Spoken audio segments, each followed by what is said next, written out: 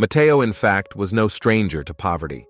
Growing up in a small Italian town hit by the economic crisis, he had seen people lose their jobs, families sink into despair, and the community struggle to survive. He had helped with small gestures, distributed food to the parish, organized events to raise funds. But everything he had experienced in Italy seemed to fade away in the face of the vast poverty he faced in Calcutta. Here, it wasn't just about money or work, but about daily survival. People sleeping on the streets, children left alone to beg, elderly people abandoned. And yet, despite it all, the city lived. It lived with a vitality that Matteo couldn't explain.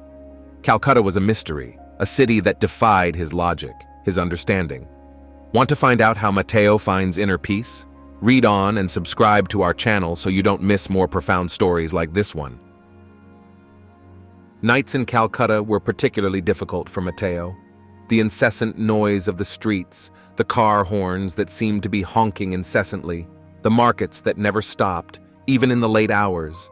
And then there was the heat, a sticky heat that stuck to the skin, that left no escape, even in the early hours of the morning.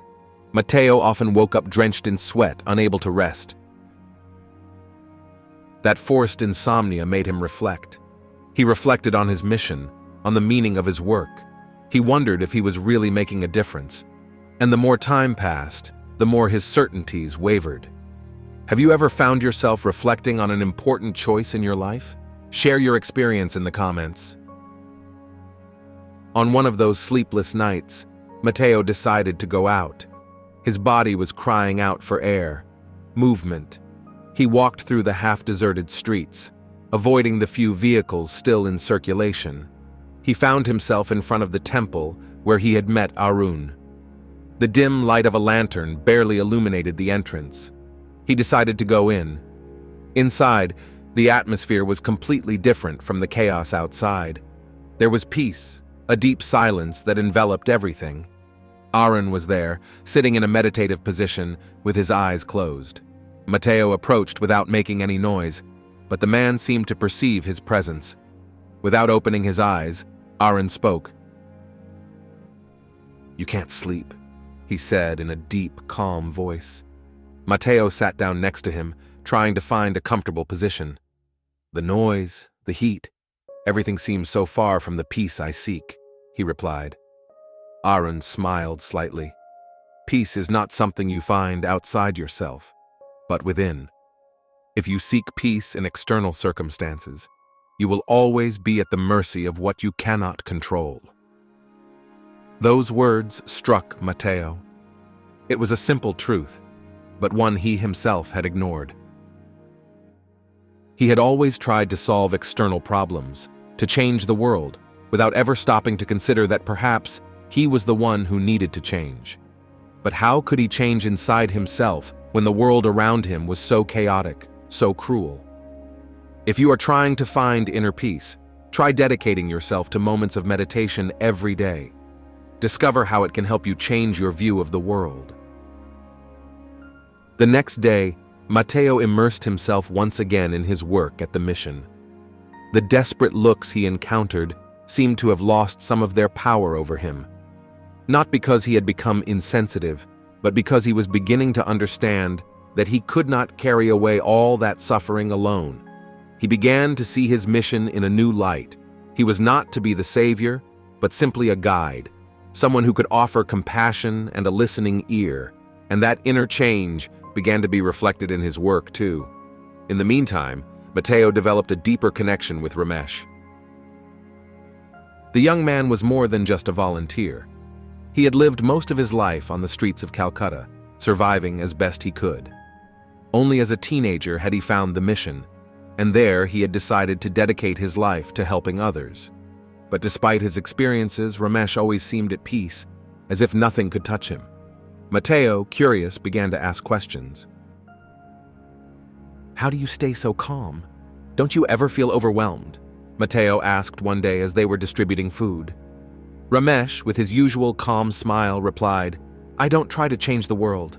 I try to change myself. If each of us learned to see beyond our own fears and hatreds, the world would change by itself." Those words stuck in Matteo's mind. Every day as he worked, he reflected on how he could apply that lesson to his life. He was no longer just an Italian priest on a mission, but a man searching for understanding, for a way to find balance in a divided world. For him, working at the mission became an exercise in mindfulness, a way to practice patience, compassion, and understanding. One day, an unexpected event shook the mission. A group of religious extremists attacked one of the shelters, claiming that helping the poor of a certain caste or religion was an act of betrayal of their faith. Matteo witnessed the attack and came face to face with the violence he had only observed from afar. It was a moment of deep crisis for him. He felt that all the work he had done up to that point had been in vain. How could compassion, understanding, change a world so filled with hate? Discover how Matthew faces this challenge and what will help him find a new purpose. That evening, he returned to Arun's temple. He sat down across from the old man, his face lined with exhaustion and despair. How can love conquer hate? How can we hope to bring peace to a world that seems intent on destroying itself? Arun looked at him with kind but firm eyes. Hatred is the result of fear, and fear is born of separation. When we see others as different from us, we feel threatened. But when we recognize that we are all connected, that our lives are intertwined, fear disappears, and with it, hatred. Those words echoed in Matteo's heart for days. He reflected on how, deep down, everyone was driven by the same fears, the same insecurities. It wasn't external divisions that created conflict, but a lack of understanding. And so he began to see his work in a new light. It was no longer just about helping the poor, but about creating connections, about breaking down the barriers that separated people. In the final days of his mission, Matteo noticed something surprising. The people he worked with, even those who had seemed suspicious or distant at first, began to change. It wasn't a radical change, but small gestures, an unexpected smile, an outstretched hand, a kind word. And Matteo understood that although the world was still divided, it was possible to find unity in the little things, in the daily gestures of compassion and understanding. You too can make a difference with small daily gestures of kindness.